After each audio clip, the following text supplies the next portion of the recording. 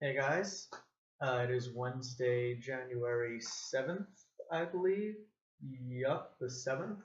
First Wednesday of the new year, so happy new year to all you guys.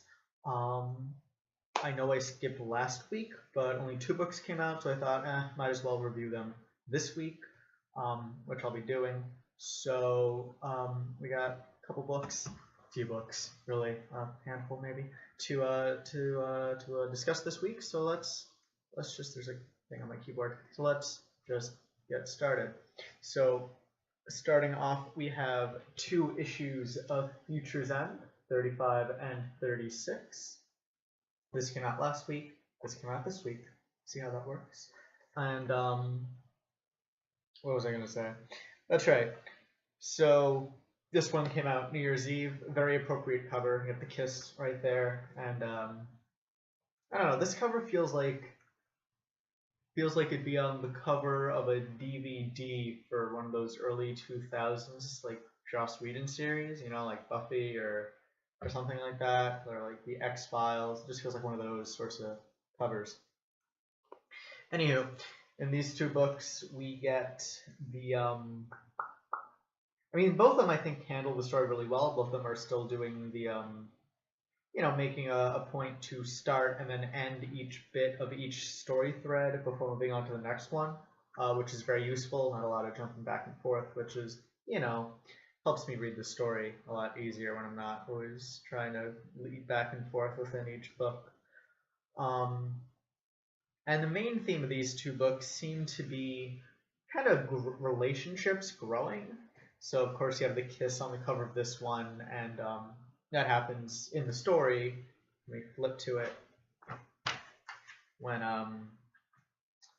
Terry and Plastique finally lock lips. Here it is. Here's the panel in the story. Not as grand as here, but same sort of mood. And basically, each vignette in this book, I guess, is about people coming together. So you have the continuation of the fight between Firestorm and Dr. Polaris, which ends with Tim Drake trying to get in the way, getting conked on the head. Getting conked on the head, there we go, and then being rescued by Firestorm, who gives him a smooch before leaving. We find out where she goes in the next issue. And then we have 50 Sue and what's her name? And the scientist lady. What is it? Why don't they say their names anymore? I can't remember everybody's name.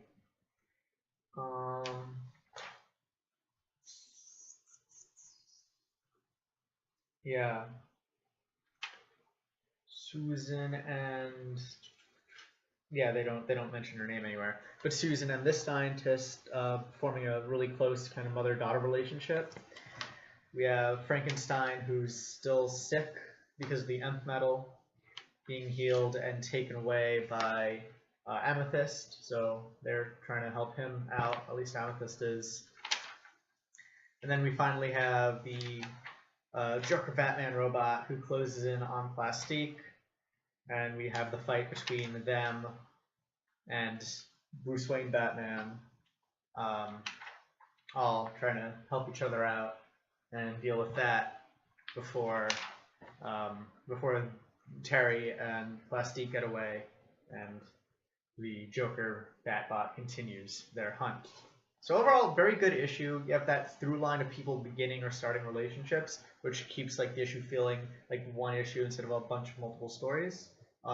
Gives it that nice through line, which I like. And then that's continued in the next issue over here, where you basically just have things continuing where they left off. So you have Amethyst, who took Frankenstein to the House of Mystery in order to heal him, where they run into John Constantine over there. Then that happens. We have 50 Sue recover the vault from Cadmus, which was a continuation of that storyline that they were doing there. So that, that's where they end that one. Then we jump back to Constantine, who was a different Constantine than the one who was killed. He's still with Superman in Smallville, and they have a little joke here about his disguise, which I thought that was a pretty neat joke to do. Before they jump back again to Plastique and Terry, who are just discussing like what just happened and how they're both kind of failures, and Batman, of course, is kind of spying on them, keeping a watch. Then we get the history. Then we jump back to the Justice League, where we get a brief history of I forget this guy's name, but that guy. Did they mention his name at all? Stormguard. Yeah, so we get kind of a brief history of how Stormguard came to be, which is it's a pretty good 2-page backstory. And then they meet up with Firestorm, and they have to basically she's going to explain what happened in the meantime. So there's that. So both really strong issues in the Future's End story. Like I felt better reading both of them at once, just because I got to read more of the story, and I didn't have to try to remember what happened last week before reading the second one. So yeah, so 2 really strong issues that worked well together, and I hope it keeps that up. Next, we have the other weekly I've been following, Batman Eternal, issues 39 and 40. And this one, it's always better to read 2 of these books at once. It's easier to digest. So in 39, we have Batman hunting down Riddler, trying to figure out what does he have to do with all this.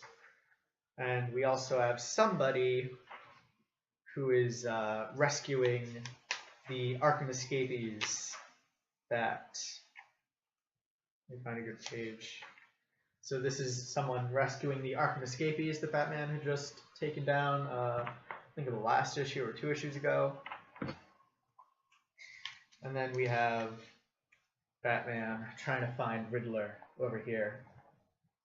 And in between those 2 stories, you also have Vicky Vale trying to figure out basically the same riddle that Batman is, that are all these things connected, and if so, how and by who? So everyone's kind of getting deeper into the mystery here.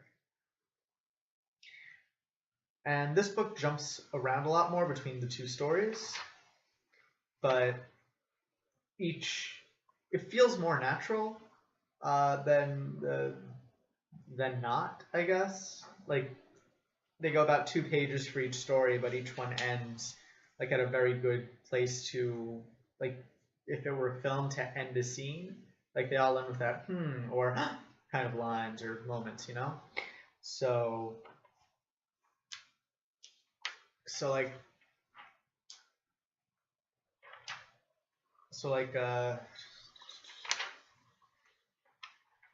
yeah, this scene ends over here with Catwoman revealing herself, and you think maybe she's in charge, but nope, she's not.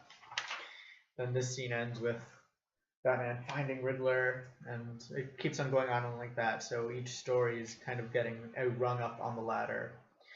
I'd still prefer if it were all told kind of like these Future's End books, but I can see how they're balancing less stories, so it's less confusing overall if they switch between them in a single issue.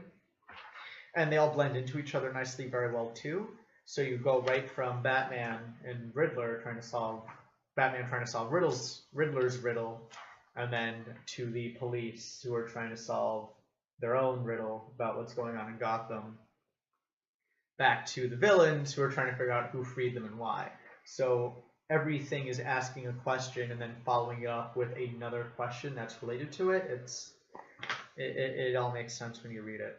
And I happen to like the art a lot in this book. We find a really good panel. No, that's too close to the end. But yeah, each story, I guess what I'm trying to say is each story in this book draws parallels to every other story, and so they're able to bounce off each other a lot easier than not.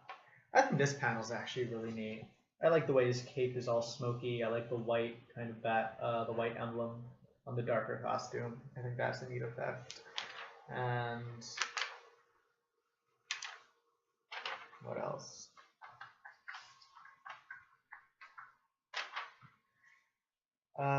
There's another really good Batman picture in this one. Might be in the next book. I'm pretty sure it's in this one though. Yeah, it's in the next book. Anywho, there's that Batman Eternal. And in the back of this book, which I'm pretty sure it's the only book it's in the back of this week, is an ad for Convergence, which is coming up. And they gave him a little party hat because it was the holidays, but it's not anymore. But so there's that.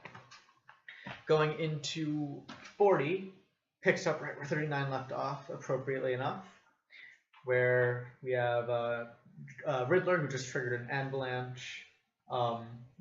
With Batman, they both get caught in the avalanche. Now the Riddler's best idea.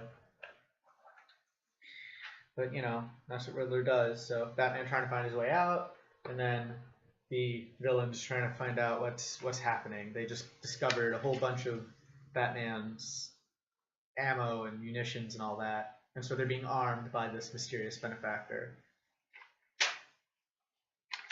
And they seemingly kill Catwoman because Catwoman doesn't want to play along. So that happens. Then we jump back to Batman trying to find Riddler. Riddler, of course, trying to escape every now and again, but really not doing a good job of it. We got Vicky Vale back in the Gazette offices trying to fight off an attacker who had just killed the editor-in-chief, Warren. I remember that guy's name. Also, it's right here, Warren. They had just apparently come across a breakthrough. Warren gets shot. Vicky decides, Vicky fights back, wins. And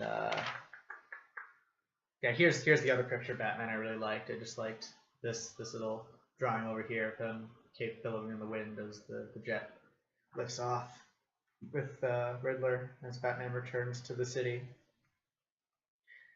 And then we have the villains kind of going out, causing chaos with Batman's weapons, Clayface turning into Batman. But they have the underwear. He turns into Batman with the underwear. Doesn't have quite an eye for detail, I guess. Looks good though. The underwear looks good. It's a good look. I mean, that's why he's had it for 70-something years.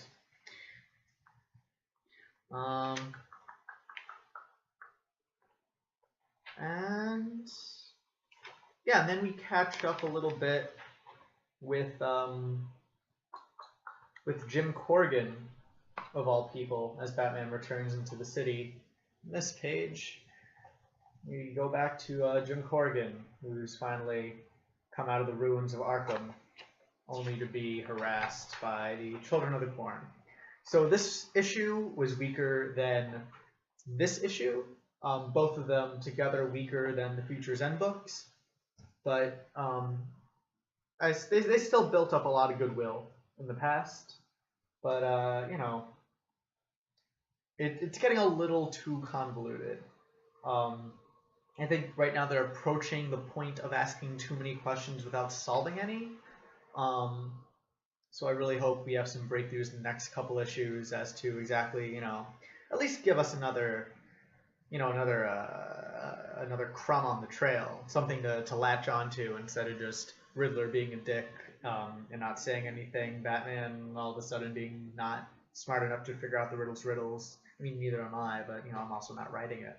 And yeah, right now the person who seems to know the most is Vicky Vale, who's kind of trapped in Gotham and powerless to do anything, which is an interesting place to be. It's an interesting place to put her.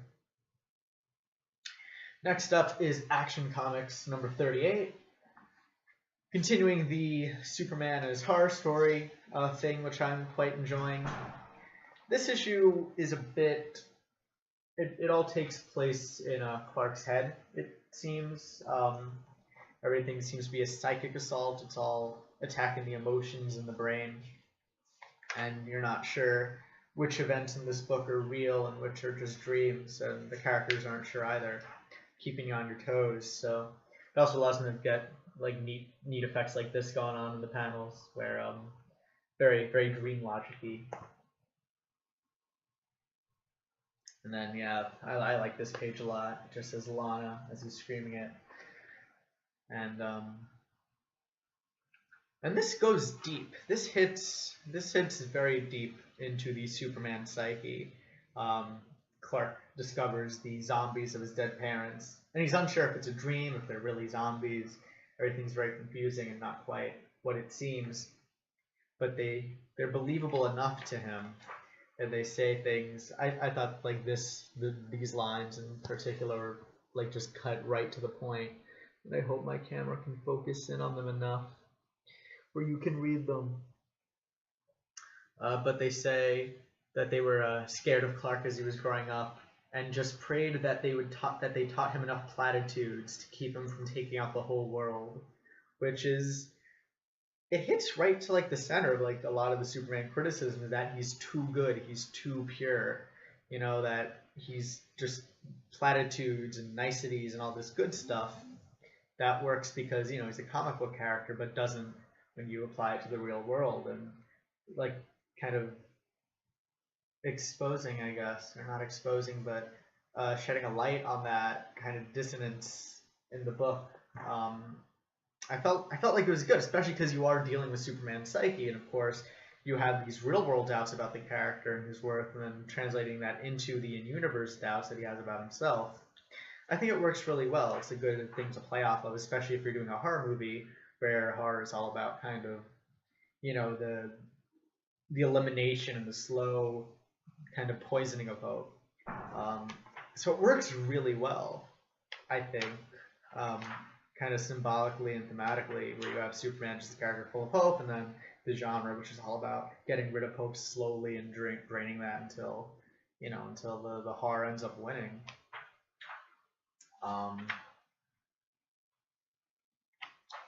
So yeah, we have a Superman who's scared, who's losing hope, and the monster that is feeding off that loss of hope. There's no real progress made in this book. A lot of it is, like I said, all in the characters' heads. It's not so much plot driven as character driven, which is kind of weird for a comic, but I think it works in this instance. But I do hope this arc ends soon, because you can only stretch that concept so far, I think, before you're kind of repeating yourself. Next up is Detective Comics, continuing the Anarchy arc. Anarchy arc, that's fun to say. It's even called Anarchy, so it doesn't even have like a fancy name or anything that I could be using instead of the Anarchy arc. So what happens here? First of all, again, I just love the art in this book. One of the better looking books coming out right now. Just absolutely fantastic. And but for the most part, it does kind of retread familiar Anarchy storylines. He erases everybody, no credit, no bank accounts. Everyone's basically starting from ground zero again, and can, basically has a second chance to decide how their life is going to go. And different people do different things. It's not incredible Batman stuff. It's not an incredible Anarchy story just yet. They're still kind of building up to it. But the art, I'm in love with the art in this book. I just think it's so great, especially for Batman, who's kind of seen as this darker character, putting him in all these kind of neon lighted situations and everything like that. And it ends with kind of a familiar sort of trope, is it looks like Batman has just killed a child. So yeah, not much to say about the story of the characters in this one yet. And they started doing a bit of the maybe Anarchy is right thing, where they have a politician being interviewed who says that anarchy is a symptom of greater failures of Gotham's infrastructure and ability to enfranchise the poor, which, it's kind of he has a point there, it all makes sense. And but it's nothing that we haven't seen before, especially with anarchy stories. Either way, I'm enjoying it. Like I said, nothing incredible just yet, except for the art, but definitely serviceable. I'm enjoying it, even though it's kind of what I've already seen. But people like that. I like that. I like familiarity a little bit every now and again. Keeps us grounded. As for the complete opposite of that, we're going to talk about some Spider-Verse now.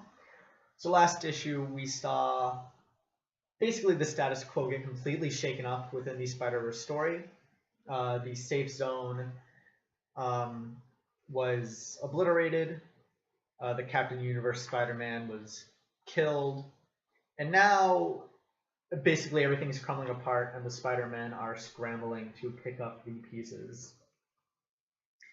So we have Moreland take the Scion, who is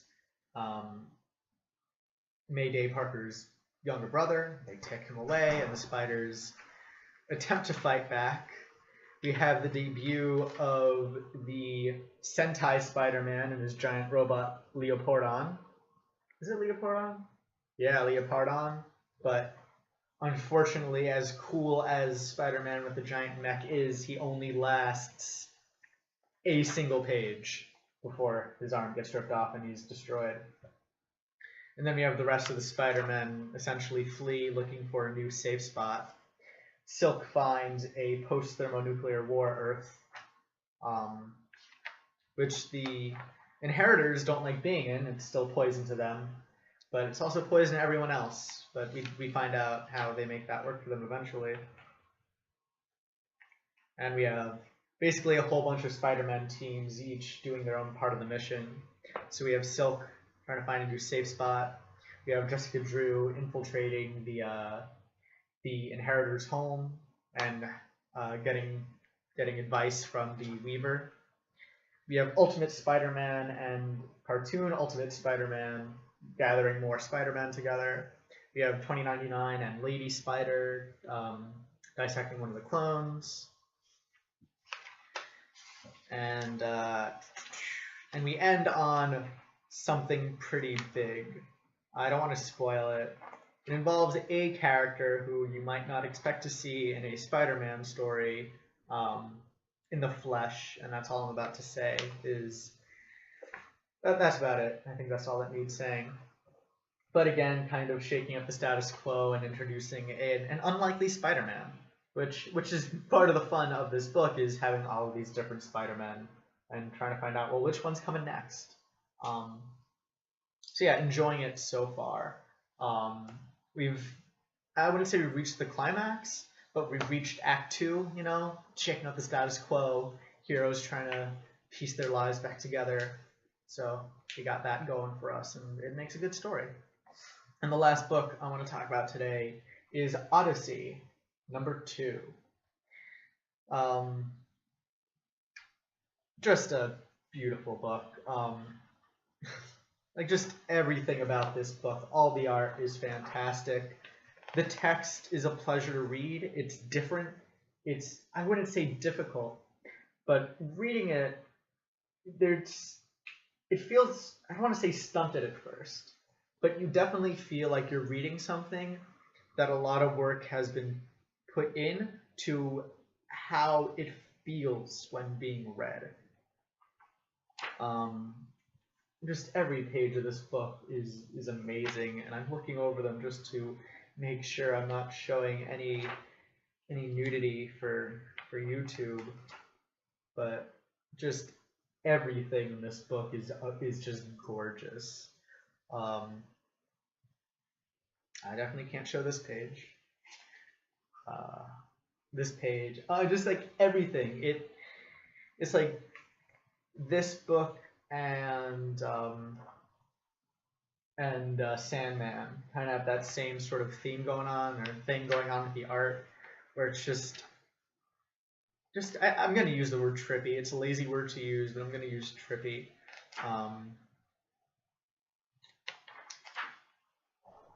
And everything is just so, I guess orgasmic is a pretty pretty good word to use, actually. It's just so bursting with color and vibrant and saturated and just a pleasure for the eye. Definitely just so.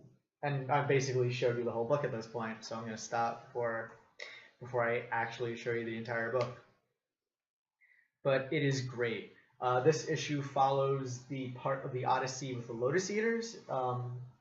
I guess it's one of the more famous bits of the Odyssey. A lot of people, I guess, just in talking about in general to people, when the Odyssey comes up, which it does quite a bit among the people I talk to, because I'm kind of a nerd. Even people who haven't read the Odyssey have usually heard the kind of parable of the Lotus Eaters, which is, and it's been done again in a lot of fiction. It's been referenced. But it's that there's this tribe who found the lotus, and they eat the lotus, and the lotus gives them these great dreams, and they're so inspired and happy by the lotus that they don't live in the real world. And so anyone who who eats the lotus just becomes a slave to it. And you see this repeated with the Black Lotus in For the Man Who Has Everything, basically the same concept. For that Justice League story, which was made into an episode of the Justice League cartoon. You have it in it's kind of the Matrix sort of 2, that plot with basically a fake reality that's better than the real reality, and the heroes have to struggle to escape it. And so it's that parable from the Odyssey being told, and it's a really good retelling of it. And yeah, just it makes me want to reread the Odyssey, honestly, to not to know what's going to happen next, not to spoil myself, but just to see how they translate it. Because unlike a lot of other kind of adaptations of kind of classic books into the medium of comics, where they just kind of take the prose and the dialogue and add some pictures to it, this one is taking a lot of care to actually get the formal qualities and nuances of the Homeric verse and adapt it to comic books in a way that only comic books can kind of reveal, in a way, through the lens of comic books, in order to shine a light on the story, on this essential kind of staple of the Western canon that can only be done through the comic book medium.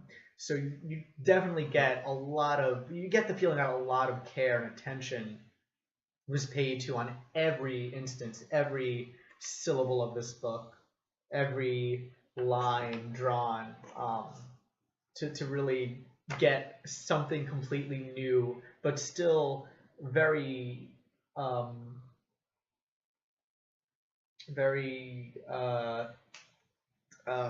it's a V word. It begins with a V. It means kind of truth. Very valid, I guess, out of the Odyssey story. And that's it for the week. So lots of good books. Talked about everything. I know I said I'd stop doing that, but I want to talk about everything. Aside from that, I've also picked up a couple other things since the last video that I've been reading that I thought maybe you'd be interested in. First, also this week, I picked up the second volume of Casanova. I know I still haven't reviewed the first volume. I decided, and I thought I said this in a video, I looked over it, I haven't yet, but I'm decided that I'm going to review all 3 volumes at once I'm done reading them, so I can do a full, complete review of the Casanova story up to that point. And the volumes just, I like holding this book. It feels nice and thick and solid. And the first one was great. Just, I mean, it's a bit steep for a comic, $30, but you get a lot of comic, you get a lot of other things, which is nice. I think it's a good value. And it's a good story. Casanova, it's a great book. I also picked up Satellite Sam. This is volume 2. I picked up volume 1, but I don't have it on me right now. But I've been reading that. It's thick. Satellite Sam, very, very thick. Lots of words, lots to pay attention to. Still haven't quite formed an opinion. I liked the first volume enough to pick up the second one, obviously, but I don't know. It's getting a bit like a car crash. And I also picked up The Wicked and the Divine, Volume 1. Heard it was really good. Thought it'd be worth reading. And the Image trades are only $10, which I think is a really good deal. You get a lot out of it. which is nice. And another thing I picked up an actual book without pictures, um, The Amazing Adventures of Cavalier and Clay. I'm only a few chapters into it, but it is really good. Again, something where the way it's written is just as kind of artistic as a picture. It's not just words being used to convey meaning. It's the words chosen and the way the syntax works all comes together to really make it an enjoyable kind of experience. It gets like a good mouthfeel, I guess, but for words. So I'm really enjoying that. And it's actually about comic books. It's kind of a fictionalization of the invention of a lot of these Golden Age characters. So you have these two characters, Sam Clay and Joseph Cavalier, two Jewish immigrants living in New York, which sounds like a lot of the Golden Age comic book creators, particularly Joe Simon, Joe Simon, and the guy who did Captain America, the other artist. I don't think it was Jack Kirby. Might have been Jack. I really don't think it was Jack Kirby, but I forget Jack Kirby, also Jewish, son of an immigrant, I think. But basically, you have it gets to the heart of why a lot of these characters were created and the way they were. So the character these two create is called the Escapist, and he's like the first issue they do is him punching Hitler, which is a direct nod to Captain America. But you have the two of them basically selling the rights to their character to this publisher, which really kind of rips them off, which is taken right from the Superman stories where Siegel and Schuster, Jerry Siegel and Joe Schuster, I don't know, I forgot their names. I'm pretty sure that's it. They got ripped off by DC by selling the Superman license for like nothing at the time. So very, very interesting book. And if you like comics, if you're interested in the Golden Age of comics, I can definitely recommend it, even though I haven't finished it yet. And also picked up two other books, but they're not about comics. So I'll just show them. The Wolf in White Van, which I heard was really good, came out this year, and the Raw Shark Texts. It's a pun off Rorschach Test. This is supposed to be very good postmodern literature, plays with the medium, and I haven't started it yet, but I flipped through and found just a few pages, here they are, where like it's just a shark coming at you, and I can't flip it from this angle, but it's like a flip show, and the shark slowly comes at you, and so it plays with the words like that. If you read House of Leaves, kind of a similar deal to House of Leaves, and this I don't know much about, but I heard it was really good, so I decided to pick it up while I was at a bookstore. And that is that for this video. Went on a little long, talked about things that weren't comics, which, you know, nice change of pace, I think.